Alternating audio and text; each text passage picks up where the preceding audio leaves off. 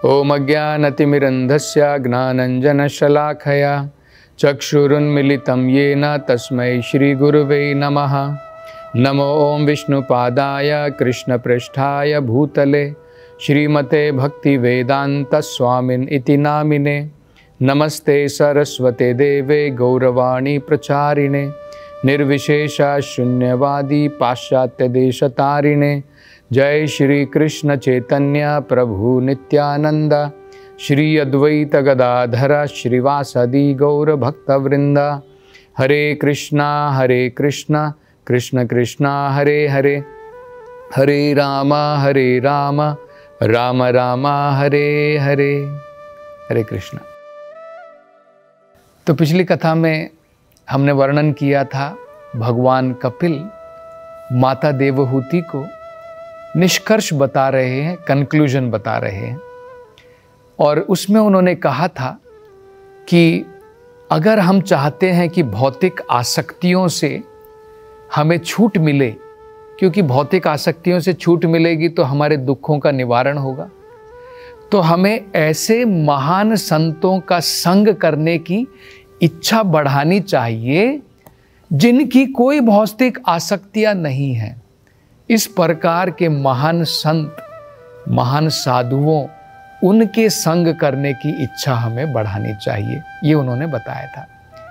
एक बड़ा महत्वपूर्ण जो विषय हमें समझना है, हमारी रुचि, हमारी आसक्ति, अटैचमेंट जिसे कहते हैं, उसे मारा नहीं जा सकता है, उसे खत्म नहीं किया जा सकता है, उसे केवल स्थानांतरण किया जा सकता है, ट्रांसफर कर सकते हैं।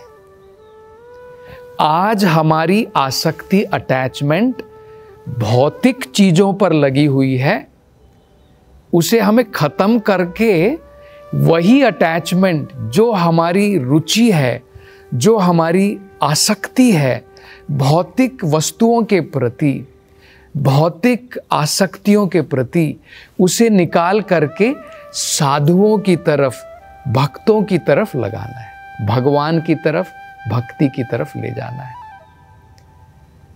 एक बड़ा सुंदर उदाहरण जो है आचार्यों ने दिया है हमें समझाने के लिए कि बच्चा, हमने देखा होगा जब छोटा बच्चा होता है उसे खेल का बड़ा शौक होता है और उसे अपने फ्यूचर के बारे में ज्ञान नहीं है कि मुझे पढ़ाई करनी है, मुझे स्कूल जाना है, उसका इंटरेस्ट नहीं है, उसकी आसक्ति, उसकी अटैचमेंट खेलने में है।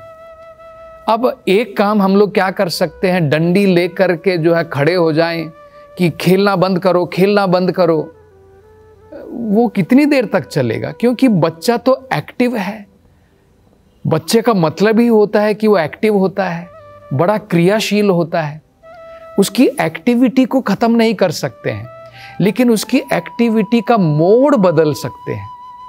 अभी उसका इंटरेस्ट खेलने में है, अगर हम कुछ प्लान करें, कुछ ना कुछ अपनी तरफ से कुछ कार्यक्रम बनाएं जिसकी वजह से उसे पढ़ाई में रुचि आ जाए, पढ़ाई में इंटरेस्ट आ जाए, स्कूल जाने में इंटरेस्ट आ जाए, तो ऑटोमेटिकली हम देखते हैं कि बच्चा जो है खेलने को छोड़ करके फिर अपनी पढ़ाई में, स्कूल जाने में रुचि लेता है।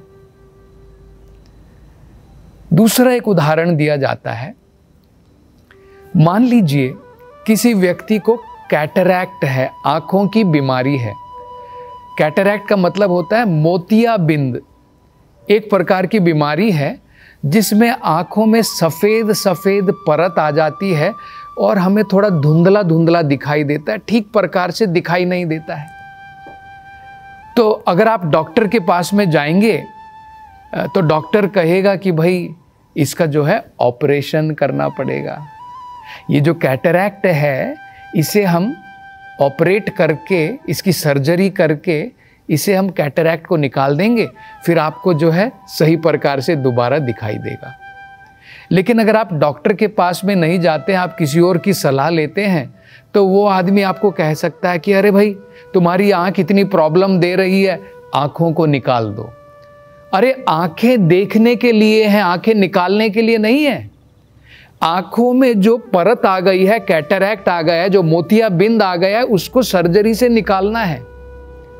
तो ठीक इसी प्रकार से हमें समझना है, जीव का मतलब है क्रियाशील। आसक्तियां सब कुछ होती हैं, भावनाएं भी होती हैं। डिफरेंस इतना है, हमें अपनी आसक्तियों को मारना नहीं है, उनको समाप्त नहीं करना है, उनको ट्रांसफर करना है। अभी हमारी आसक्ति खेलने कूदने में है, भौतिक संसार में है, इंद्रिय तृप्ति में है, पैसा कमाने में है। वही आसक्ति हमें बदलने की जरूरत नहीं, उसको मोड़ना है। आपकी पैसे कमाने में आसक्ति है, कोई प्रॉब्लम नहीं है।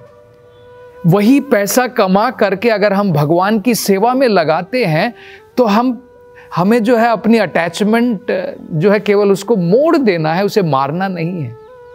जैसे अर्जुन ने भी अपने कार्य के द्वारा, उसने अपने कार्य छोड़े नहीं, उसको अपने कार्यों से, वो क्षत्रिय था, अपने कार्य करता था, उसकी जो भी अटैचमेंट थी, जो आसक्तियां थी, उसने भगवान की तरफ मोड़ दी।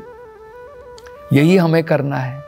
आज हमारी आसक्तियां भौतिक वस्तुओं के प्रति हैं, वही आसक्ति भगवान के महान भक्तों की तरफ अगर हम लगाएंगे तो हमारे मुक्ति के द्वार खुल जाएंगे। यही कपिल देव जो है अंत में ये निष्कर्ष बताते हैं।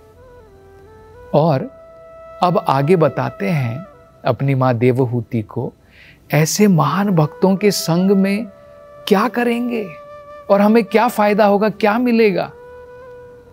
तो बड़ा सुंदर श्लोक है और याद करने लायक है।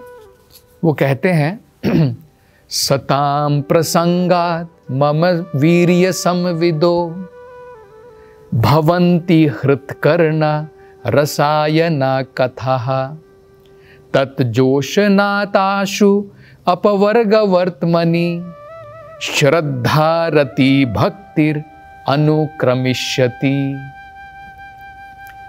बड़ा ही सुंदर श्लोक है। वो कहते हैं सताम प्रसंगात, सत्संग करने से, ऐसे महान भक्तों का संग करने से, प्रसंगात, प्रसंगात का मतलब होता है संग करने से, सताम का मतलब होता है साधुओं का, भक्तों का। भक्तों को सत क्यों कहा गया है और बाकी लोगों को असत क्यों कहा गया है? इसलिए हम प्रार्थना करते हैं ना, असतो मा सतगमया, क्योंकि भक्त जो है वो सत के पीछे है। भगवान सत्य है, ये भौतिक संसार असत्य है। तो जिन लोगों की आसक्ति भौतिक संसार से है उन्हें असत कहा है, जिनकी आसक्ति भगवान से है उन्हें सत कहा है। इसलिए कहा जाता है सत्संग। हमें मतलब समझना चाहिए, सत्संग का मतलब क्या होता है। सत भगवान को कहते हैं, और जो भक्त भगवान के प्रति पूर्ण रूप से डेडिकेटेड हैं उन्हें सत कहा जाता है। उनका संग करना चाहिए। तो उनके संग से क्या होगा? सताम प्रसंगात मम वीर्य समविदो। वो कहते हैं भक्तों के संग में जब मेरी, भगवान कपिल स्वयं भगवान है ना, वो कह रहे हैं मम वीर्य, मेरी जितनी भी अद्भुत लीलाएं हैं, वीर्य का मतलब होता है भगवान की लीलाएं, मम वीर्य भगवान की अद्भुत लीलाएं, समविदो, जब हम उनके साथ में बैठ करके भगवान की कथा सुनते हैं, भगवान की कथा के बारे में चर्चा करते हैं, प्रश्न पूछते हैं। समविदो का मतलब होता है डिस्कशन, चर्चा करना। तो क्या होता है? वो कहते हैं भवन्ति हृत्कर्णा रसायना कथाः। उनके संग में बैठ करके भगवान की कथाओं के बारे में चर्चा करेंगे तो हृत मतलब हृदय, कर्ण मतलब कान, दोनों को अत्यंत संतुष्ट और अमृत प्रदान करने वाली भगवान की कथा आप पान कर सकेंगे। मतलब अगर आप भक्तों के संग में बैठ करके भगवान की कथा सुनोगे, उनके द्वारा सुनोगे और सही प्रकार से ध्यान पूर्वक जब हम श्रवण करते हैं और उसके बारे में प्रश्न पूछते हैं, चर्चा करते हैं, तो भगवान कपिल कह रहे हैं कानों को भी बड़ा आनंद आएगा सुनने में, हृत, और कानों से सीधे हृदय के अंदर में जाएगी और हृदय के अंदर में भी आनंद की, शांति की अनुभूति होगी, संतुष्टि की अनुभूति होगी। और उदाहरण क्या दिया है? रसायना कथा। भगवान की कथा रस के बराबर है। लेकिन देखिए, हम जब रस पीते हैं तो मुख से पीते हैं, लेकिन भगवान की कथा जो रसीली कथाएं हैं उसका पान कानों के द्वारा होता है, श्रवण के द्वारा होता है। और कान से जब हम कुछ मुख से पीते हैं तो पेट में जाती है, लेकिन भगवान की कथा कानों से सुनोगे हृदय में जाएगी, पेट में नहीं जाएगी। हृदय में जाकर के जो गंदगियां हैं हमारे मन के अंदर में, जो मैल पड़े हुए हैं, भगवान की कथा सुनने से सब कुछ जो है स्वच्छ हो जाएगा। अनर्थ निवृत्ति स्यात्, जिसे अनर्थ कहते हैं, जिसका कोई अर्थ नहीं है, वो सब जो है हमारा हृदय निर्मल हो जाएगा।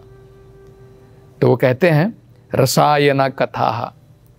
इस प्रकार से भगवान की कथा जो है हमें सुननी चाहिए, क्योंकि दोनों कानों के लिए भी और हृदय के लिए भी अत्यंत संतुष्टि आनंदमयी है।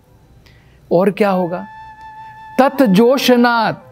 और अगर हम ये कंटिन्यू रखेंगे, मतलब ऐसा नहीं कि एक दिन सुन ली कथा, या फिर कई बार लोग जो है ना, आपने सुना होगा भागवत सप्ताह अटेंड करते हैं, एक हफ्ते के लिए सुन ली, बस हमने सोचा कि हमारा जीवन बन गया। नहीं, भागवत में कहीं पर भी नहीं कहा है कि एक हफ्ते के लिए सुनो। अरे परीक्षित महाराज के पास में केवल 7 दिन बाकी थे, उनका आइडिया भी था दिन प्रतिदिन सुनने का।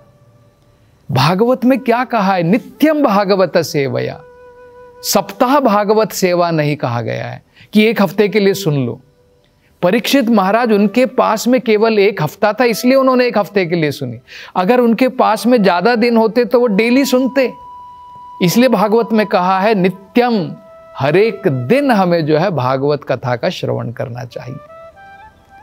तो अगर हम इस प्रकार से रोज साधुओं के संग में, साधुओं के द्वारा, महान संतों के द्वारा भागवत कथा का श्रवण करेंगे, क्या मिलेगा? वो आगे बता रहे हैं। भगवान कपिल कहते हैं तत्जोशनात्, मतलब इस प्रकार से करने से, रोज रोज करने से, आशु, आशु का मतलब होता है ज्यादा देर नहीं लगेगी।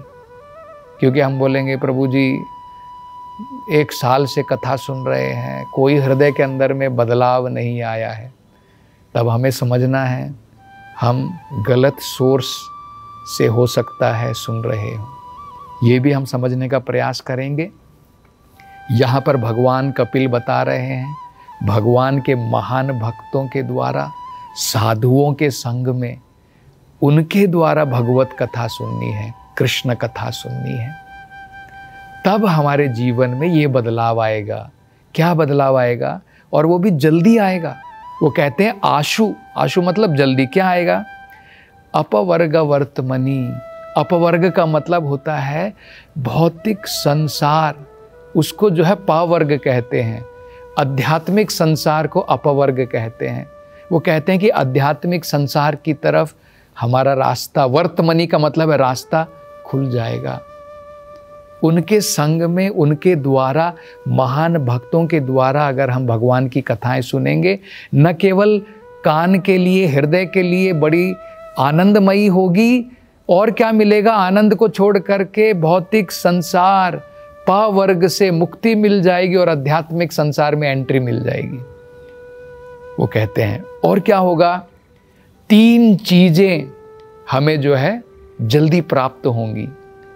श्रद्धा, रति, भक्तिर अनुक्रमिष्यति। एक एक करके आपको धीरे धीरे ये तीनों चीजों की प्राप्ति हो जाएगी। क्या प्राप्ति होगी? श्रद्धा, भगवान के प्रति आपकी श्रद्धा बढ़ जाएगी। हम देख सकते हैं अगर असत लोगों का संग करेंगे तो हमारी श्रद्धा टूट जाती है। भक्तों का संग करेंगे, महान भक्तों का संग करेंगे तो हमारी श्रद्धा दिन प्रतिदिन बढ़ती जाएगी। और आपको एक दिन विश्वास हो जाएगा कि भगवत गीता में, भागवत में जो लिखा है वो कोई काल्पनिक स्टोरी नहीं है, वो रियलिटी है। भक्ति करने के पश्चात हम भगवान को फेस टू फेस उनके दर्शन कर पाएंगे। ये हमें जो है दृढ़ निश्चय, विश्वास आ जाएगा। उसे कहते हैं श्रद्धा। तो श्रद्धा बढ़ेगी और क्या बढ़ेगी?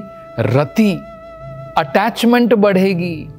ऐसा नहीं कि एक दिन कथा सुन ली, एक दिन भगवान के नाम का जप कर लिया, बस हो गया। रति का मतलब होता है आपकी रुचि, इंटरेस्ट बढ़ जाएगा।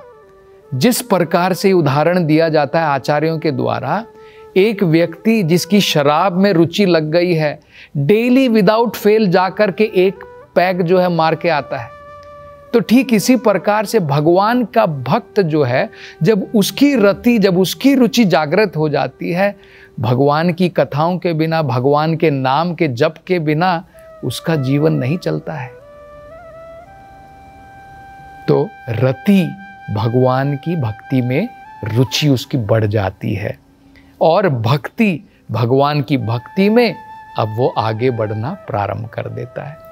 और इसका क्या उदाहरण दिया जाता है? एक बड़ा सुंदर उदाहरण दिया है, वेदों में उदाहरण दिया है।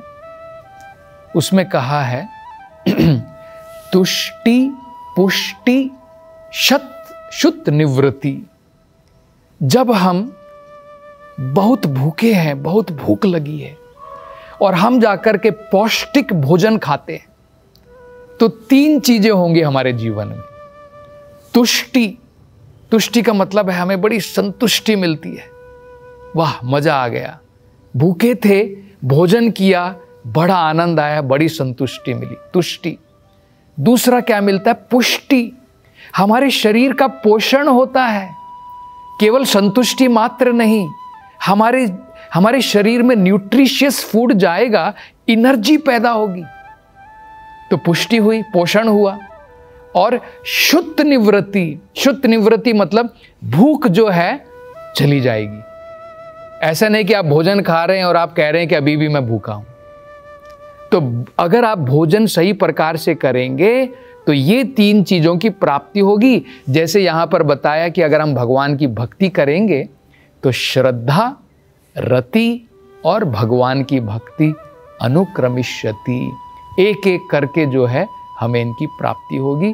और हमारी भौतिक भूख, भौतिक आसक्तियों की भूख, वो भी मर जाएगी, और भगवान की भक्ति में रति, एनर्जेटिक हो जाएंगे, पुष्टि मिलेगी, और हमें जो है संतुष्टि मिलेगी। और आगे की कथा हम अगली कथा में वर्णन करेंगे। हरे कृष्ण।